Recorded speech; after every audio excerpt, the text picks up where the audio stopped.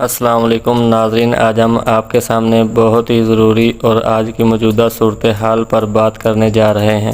اگر ویڈیو اچھی لگے تو کائنڈلی لائک اور سبسکرائب لازمی کر دیں تاکہ ہماری حوصلہ افزائی ہو سکے۔ فیشن کے اس دور نے عورت کو بالکل ننگا کر دیا ہے۔ آج ایک نہایت اہم مسئلے پر بات کریں گے۔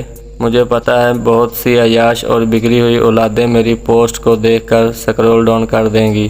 ہمارے معاشرے میں اکثر اوقات دیکھا جا رہا ہے کہ لڑکیوں نے ایسا لباس اوڑھنا شروع کر دیا کہ وہ اگر لباس نہ بھی پہنے تو بالکل ایسی نظر آئیں گی جیسے اس لباس میں ہوتی ہیں۔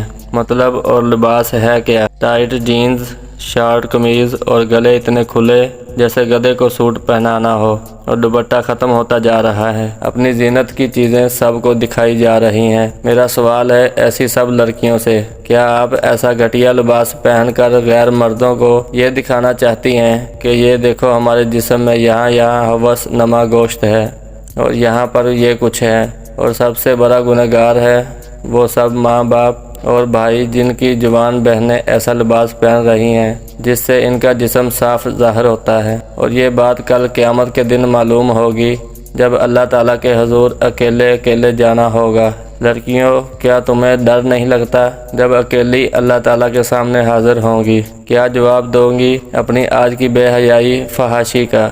آپ کو اس حدیث پاک صلی اللہ علیہ وآلہ وسلم سے معلوم نہیں ہوا کہ جہنم میں سب سے زیادہ تعداد اس امت کی عورتوں کی ہے؟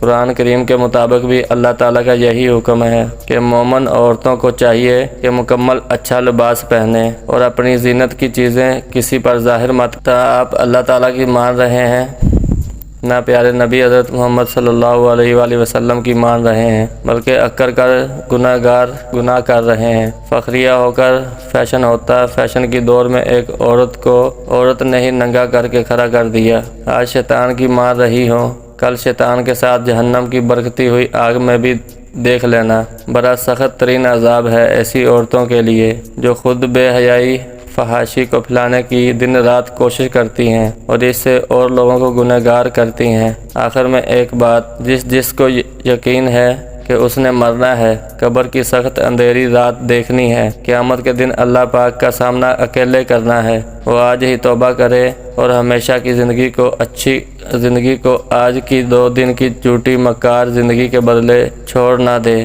اللہ پاک کہنے اور سننے سے زیادہ عمل کرنے کی توفیق عطا فرمائے۔ آمین۔